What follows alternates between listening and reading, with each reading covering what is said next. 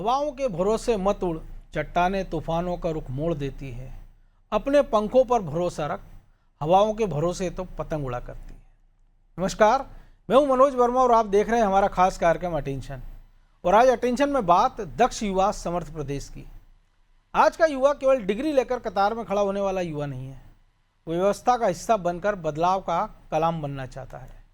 मुख्यमंत्री young intern for good governance programme और प्रदेश इंडस्ट्रियल कॉन्क्लेव क्या ये वाकई इस उड़ान के लिए सही पंख दे पा रहे हैं, या फिर ये सिर्फ एक साल का हवाई सफर है?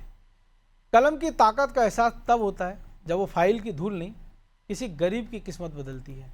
और वादे और इरादे तब तक कारखानों की ईंटों में ना बदले जब तक विकास सिर्फ कागजों की रफ्तार में होता है। युवा वो नहीं जिसकी उम्र कम हो, युवा वो है जिसके हौसलों में दम हो और जिसके पास कल को बेहतर बनाने का कोई प्लान हो। तो आज इसी पर चर्चा, लेकिन पहले रिपोर्ट देखिए।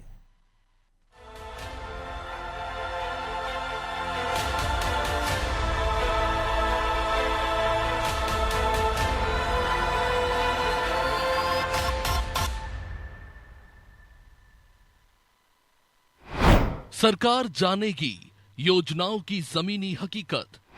Young interns for good governance programme पर सियासत। युवाओं को प्रशासनिक व्यवस्था से जोड़ते हुए सरकारी योजनाओं की जमीनी हकीकत तक पहुंचने का प्रयास मोहन सरकार ने शुरू कर दिया है। या यूं कहें कि प्रदेश में सुशासन को और मजबूत बनाने और युवाओं को सीधे शासन की प्रक्रिया से जोड़ने की दिशा में मोहन सरकार ने एक नई पहल की है। दरअसल सरकार ने मुख्यमंत्री young interns for good governance programme शुरू करने का फैसला लिया। इस योजना के जरिए सरकारी योजनाओं की जमीनी हकीकत जानी जाएगी। मुख्यमंत्री डॉक्टर मोहन यादव की अध्यक्षता में मंत्रालय में आयोजित कैबिनेट बैठक में इस महत्वाकांक्षी योजना को मंजूरी दी गई है। मुख्यमंत्री young interns for good governance programme के तहत प्रदेश के प्रत्येक ब्लॉक से 15 स्थानीय युवाओं का चयन किया जाएगा। ये युवा सरकार की योजनाओं की जमीनी स्तर पर निगरानी करेंगे और उनके क्रियान्वयन से जुड़ी वास्तविक स्थिति की जानकारी प्रशासन तक पहुंचाएंगे।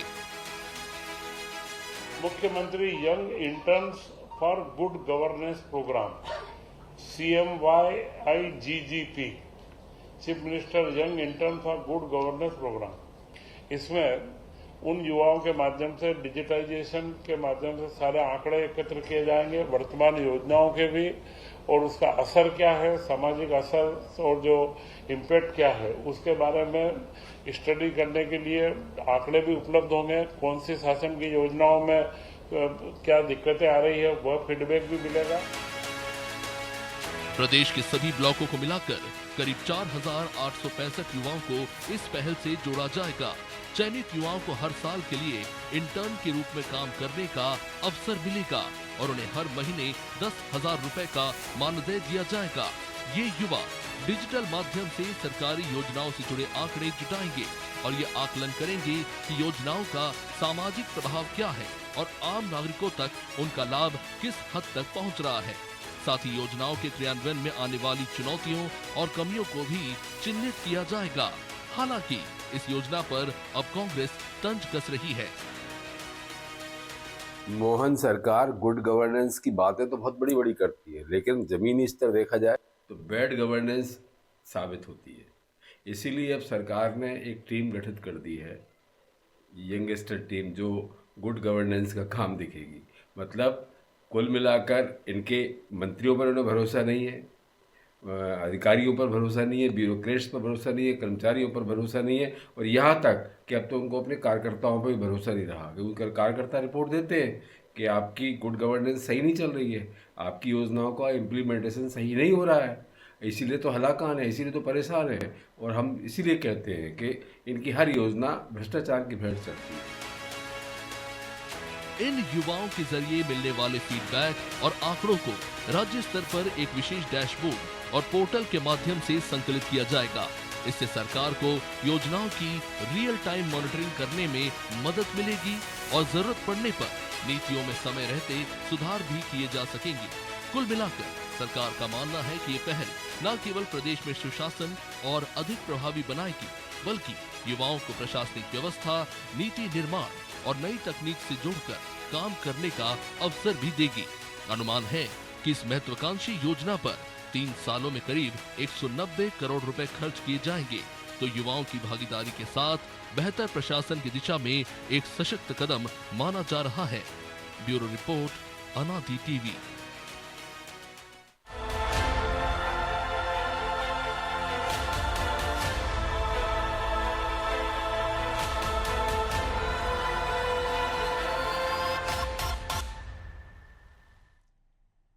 तो इसी मुद्दे पर चर्चा करने के लिए हमारे साथ जुड़ गए हैं वरिष्ठ पत्रकार खिलावन चंद्राकर और हमारे सहयोगी ब्रजेश चौक से। वो स्वागत है खिलावन जी आपका। और इस योजना को कैसे देखा जाए, क्योंकि एक सरकारी तंत्र हम देखते हैं कि सरकार के पास तो होता है लेकिन वो आधी अधूरी तस्वीर दिखाता है। जो उसके लिए अच्छा होता है वो ऊपर दिखाने का प्रयास करता है कि सब कुछ ठीक चल रहा है। लेकिन अब ये जो मुख्यमंत्री ने पहल की है कि ब्लॉक स्तर तक युवा जाए, युवाओं से पूछे कि आप तक योजना पहुंची कि नहीं पहुंची, नीचे तक उसका इम्प्लीमेंटेशन कैसा हो रहा है और भविष्य में उसमें क्या सुधार होना चाहिए। क्योंकि 3 साल के लिए प्लानिंग है, तो जाहिर सी ये बात है कि इसके पीछे एक 2028 का जो चुनाव होना है वो भी एक दिमाग में कहीं ना कहीं सरकार के होगा।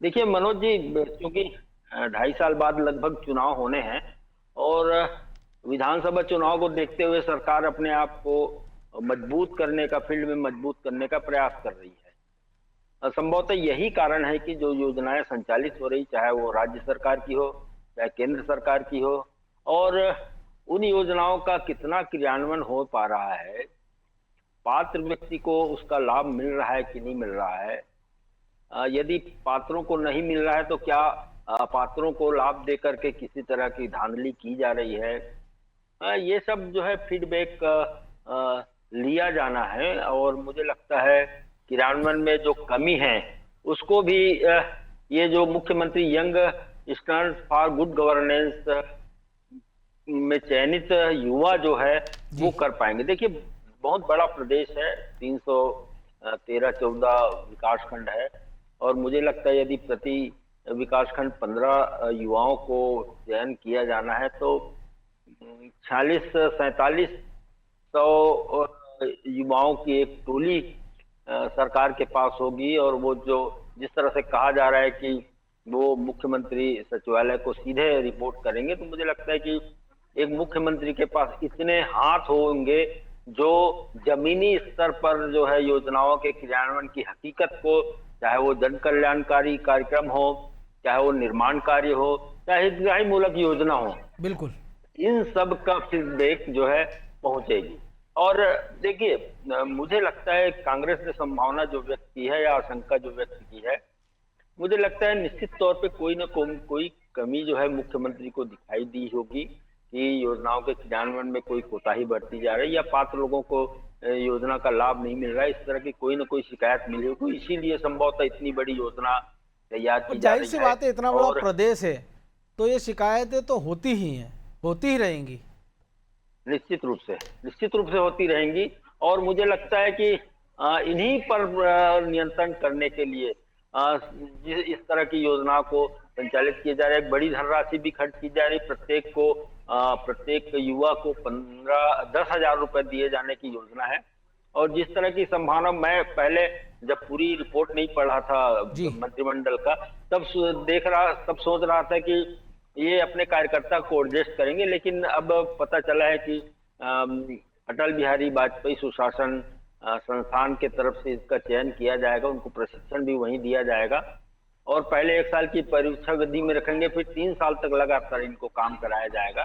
तो कुल मिला के मुझे लगता है कि पूरी तरह से आगामी विधानसभा चुनाव को दृष्टिगत रखते हुए सरकार अपनी फील्ड में अपनी मजबूती को दर्शाए, अपनी कमियों को दूर करे, इसलिए इस तरह की के कदम उठाए गए हैं। और एक बात और, जैसे कि कांग्रेस संभावना व्यक्त कर रही है, कांग्रेस की आशंका है या कांग्रेस का आरोप भी है कि मुख्यमंत्री को अपने मंत्रियों पर, अपने कार्यकर्ताओं पर, अपने अधिकारियों पर भरोसा नहीं रहा है, क्योंकि इस तरह के फीडबैक लगातार इन्हीं के तीनों के द्वारा मिलते हैं, मुख्यमंत्री तक पहुंचते हैं, मुख्यमंत्री सचिवालय तक पहुंचाया जाता है।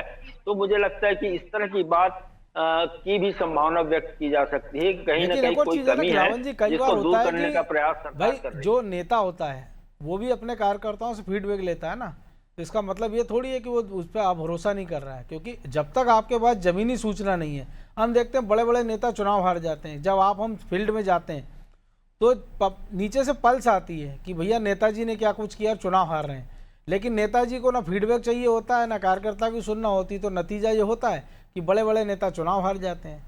तो आप भले आरोप लगा दें कि साहब भरोसा नहीं है, लेकिन ये तो मतलब हो सकता है इसमें कोई 1-2-5% गुंजाइश हो।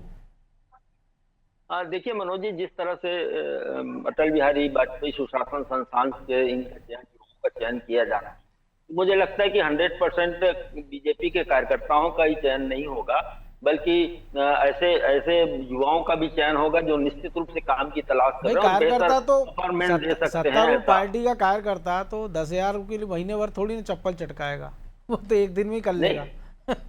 आज यही हालत है, कार्यकर्ताओं को काम नहीं मिल पा रहा है, इसलिए ये तो उम्मीद ही नहीं किया हम कि कार्यकर्ता वो काम करेगा। तो ब्रजेश जी, लेकिन हमने बहुत पहले हमने शेर सुना था कि तुम्हारी फाइलों में गांव का मौसम गुलाबी है, ये आंकड़े झूठे हैं, ये दावा किताबी है, और शायद ये कुछ हद तक सही होता था। इसी को बदलने के लिए प्रयास किए जा रहे हैं, क्योंकि हमने कई सारे ऐसे कारनामे देखे हैं, अफसरों की बात कर लें, नेताओं की बात कर लें, तो जिसके कारण मुख्यमंत्री को यह निर्णय लेना पड़ा है। क्योंकि एक राजधानी में 90 डिग्री का पुल बन जाता है तो मंत्री जी कहते नहीं साहब 114 डिग्री का है, अफसर सस्पेंड हो जाते हैं तो हाईकोर्ट कहती वाह, इन ठेकेदार साहब का तो सम्मान करना चाहिए कि जो इनको नक्शा दिया उन्होंने बना दिया। तो शायद इन्हीं सब चीज़ों को ध्यान में रखते हुए मुख्यमंत्री ने ये डिसाइड किया होगा कि एक ऐसी कुछ प्लानिंग की जाए ताकि जो ग्राउंड लेवल पर रियलिटी में जो कुछ हो रहा है, क्योंकि हम देख रहे हैं मुख्यमंत्री लगातार प्रदेश में दौरे करते हैं, घूम रहे हैं, फिर भी वो पूरा इतना बड़ा प्रदेश है कि आप पूरे 5 साल तक भी घूमेंगे तो पूरा प्रदेश आप अकेले नहीं नाप सकते हैं। देखिए मनोज जी, पहले राजतंत्र हुआ करता था और हम किताबों में हमने पढ़ा है कि राजा प्रजा की समस्याओं को जानने के लिए, क्या दिक्कतें हैं वो जानने के लिए धरातल पे क्या हो रहा है भेष बदल के निकलता था। बिल्कुल। तब एक राजा मतलब एक राज छोटा सा हुआ करता था, राजा ये कोशिश कर सकता था और कर लेता था। निश्चित तौर पर मुख्यमंत्री भी पूरे प्रदेश में घूमते हैं और प्रदेश बड़ा है, तो आपको अपने आंख नाक कान खुले रखना पड़ेंगे। आप देखिए, आपके पास खुफिया तंत्र है, निश्चित तौर पर आपके पास बीजेपी का अपना नेटवर्क है, आरएसएस का नेटवर्क है। इसके बावजूद भी जब चुनाव आते हैं तो आप थर्ड पार्टी से कराते हो ना सर्वे, क्यों कराते हो?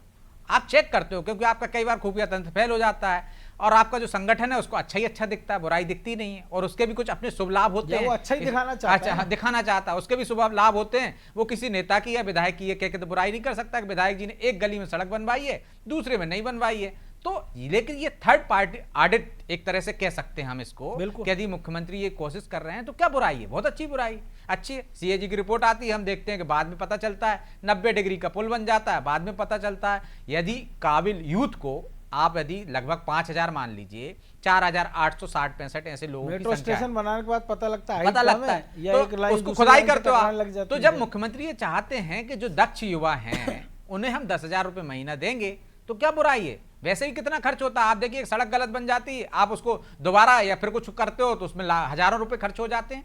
ये आंकड़ा उससे भी कम है। यदि आप साल का खर्चा आ रहा है उनका 170 करोड़ 3 साल का, या 190 करोड़ के बीच में आ रहा है, तो क्या है? सरकार के लिए क्या चीज है? इससे ज्यादा आपको गलत वो हो जाता है तो वो हो जाता है, नुकसान हो जाता है सरकार का। और इससे आपको इतने युवाओं को रोजगार तो मिलेगा ही, लेकिन वो दक्ष हैं, वो काबिल हैं, उनका चयन कहां से हो रहा है? अटल बिहारी वाजपेयी संस्थान से हो रहा है, संस्थान जी। और उनको प्रशिक्षण भी दिया जाएगा, तो वो आकर बताएंगे ना कि किस तरह का काम निकट भविष्य में किसी से नौकरी में अगर वो अप्लाई करते हैं तो ये उनके लिए एक तरह से सरकार के पास फीडबैक है। दूसरी बात क्या है, सीधे सीएम को आप रिपोर्ट करेंगे और संबंधित विभाग को करेंगे, तो आप देखिए कितना फर्क पड़ेगा। यूथ यदि वहां पे जाके कोई सड़क बन रही है, कोई काम हो रहा है, कहीं कमी है, या जो हितग्राही हैं उनको योजनाओं का लाभ नहीं मिल रहा है, इसका पूरा रिपोर्ट कार्ड बनाएगा, तो अधिकारियों में एक दहशत होगी। अभी क्या है, अधिकारियों का काम क्या है?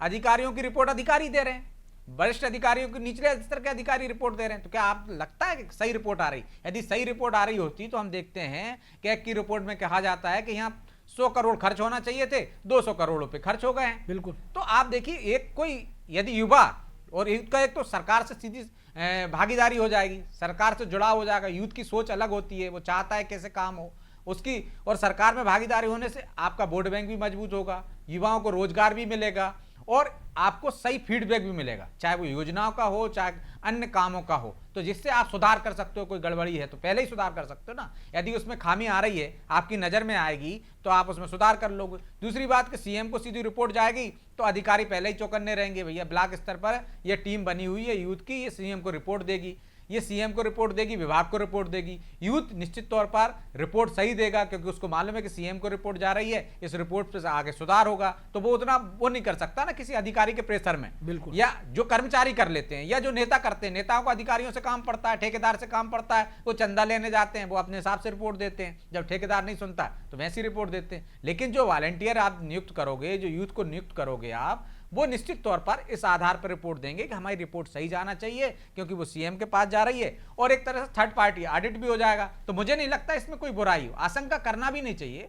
आशंका कुशंका की बात बाद में होगी, जब एक साल हम इसको देखेंगे कि इसके फीडबैक से क्या असर होगा। कोई एक योजना शुरू तो हो, योजना शुरू हुई है, उससे फीडबैक से असर होता है। निश्चित तौर पर सरकार के 200-400 करोड़ रुपए बचते हैं, कुछ गलत काम हो रहा है उसको पहले ही सुधार लिया जाता है, तो मुझे लगता है ज्यादा अच्छी है और इसको और आगे बढ़ा दिया जाना चाहिए। तो अभी एक साल तो इंतजार करना चाहिए, थर्ड पार्टी ऑडिट की तरह से इसको लेना चाहिए। तो खिलावन जी, थर्ड पार्टी ऑडिट की तरह इसको लेना चाहिए। और दूसरी एक और बात है कि अभी तक ये माना जाता है कि जो इंटर्न होते हैं वो सरकारी बाबुओं के लिए वो भीड़ बढ़ाने वाले, फाइल ढोने वाले होते हैं। तो पहली बार अगर वो डिसीजन मेकिंग का हिस्सा बन रहे हैं तो बाकी युवाओं को भी लगेगा ना कि जब ये कर सकते हैं तो हम क्यों नहीं।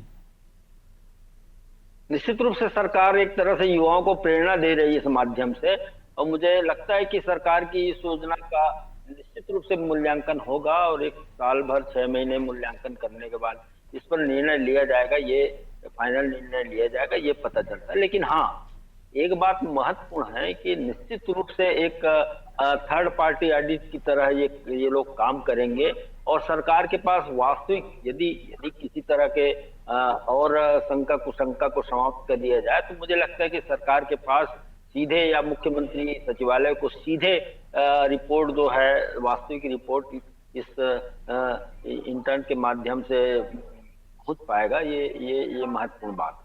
लेकिन हाँ, जिस तरह से इससे उपेक्षा होगी, कार्यकर्ताओं की उपेक्षा होगी, अधिकारी जो है निचले स्तर के अधिकारी या मैदानी स्तर के अधिकारी के साथ साथ उच्च अधिकारी की भी उपेक्षा होगी इसमें। और कहीं कहीं तो ऐसा लगता है कि मुझे यदि रिपोर्ट यदि प्रभारी मंत्री ने अलग रिपोर्ट दे दी और इनकी रिपोर्ट, इंटर्न की रिपोर्ट अलग आ गई, तो उस पर भी विवाद की स्थिति बनेगी। तो मुझे लगता है लेकिन ये इसलिए जरूरी है ना खिलावन जी, क्योंकि आप हमको याद होगा, बहुत ज़्यादा पीछे नहीं जाए, बहुत दूर भी नहीं जा रहे। हम तो भोपाल की बात करें कि बारिश के बाद हम देखते हैं कि एसीएस सड़क पर निकलते हैं, गड्ढे गिनते हैं, ठीक है, वो लेफ्ट टर्न की बात करते हैं।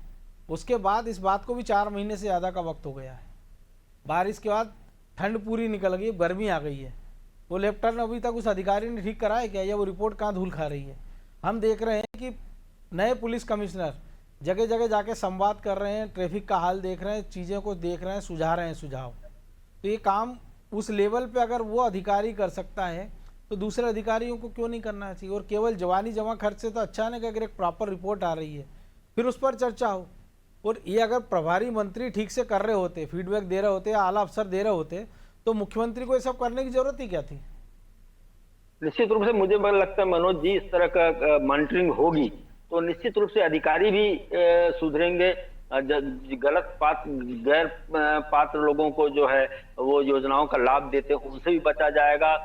योजनाओं का क्रियान्वयन जो है सही समय पे हो सके, जो निर्धारित समय, इस पर भी ध्यान अधिकारी देंगे। लेकिन सुधार आएगा ऐसा मुझे लगता है। और जिस तरह से सरकार लगातार लंबे समय से, हम जो भी सरकार देखें, अधिकांशतः प्रशासन पर ही, प्रशासनिक अधिकारियों पर ही फीडबैक उनका आश्रित रहता है। तो लेकिन इस बार यदि इस तरह के स्वतंत्र व्यक्तियों को काम सौंपा गया है फीडबैक लेने के लिए, योजनाओं के क्रियान्वयन की स्थिति को जानने के लिए, तो मुझे लगता है कि इससे सरकार को निश्चित रूप से सही बात पता चल पाएगा। उसके आधार पर यदि कोई कमी है योजनाओं में तो उसको दूर किया जाएगा।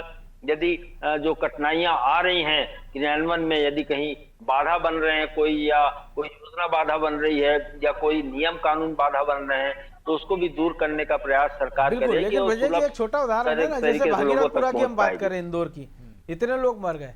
अगर ये सिस्टम एक दूसरे पर ढोला ढाली का नहीं होता कि पार्षद ने शिकायत कर दी, अधिकारी ने फाइल दबा के बैठा, टेंडर हो ही नहीं रहा। कम से कम एक जो थर्ड आदमी नीचे जाता वो चीज़ें देखता और मुख्यमंत्री सचिवालय तक टाइम से पहुंच जाती तो शायद ये स्थितियाँ ना बनती। निश्चित तौर पर दूसरी एक वजह ये भी है ना मनोज जी कि अब सरकारी सिस्टम पर और जो नेता हैं, स्थानीय नेता, उन पर जनता का भरोसा कम रह गया। बिल्कुल, क्योंकि भागीरथपुरा उदाहरण है, जनता ने किससे शिकायत की? स्थानीय नेताओं से की, पार्षद से लेकर महापौर तक से शिकायत की, उनने प्रशासन तंत्र से शिकायत की, लेकिन फाइल पड़ी रही। लेकिन जब थर्ड व्यक्ति जाएगा तो उस पर भरोसा ज्यादा जागृत होगा कि ये व्यक्ति न किसी पार्टी से है, न किसी सरकारी तंत्र से है, किसी को बचाने के लिए काम नहीं करेगा। और टेंडर में उसको इतलाब नहीं ना, तो वो तो सीधे बताएगा सीएमओ को कि भैया ये तो जो जनता अपनी बात वहां तक नहीं पहुंचा पा रही थी वो उसके माध्यम से वहां पहुंचा सकती और उस पर वो भरोसा भी कर सकती है जनता, तो ये ज्यादा कारगर होगा। अब इसके बाद आता दूसरा चरण मनोज जी, एक रिपोर्ट आ जाती है सरकार के पास, सीएम के पास।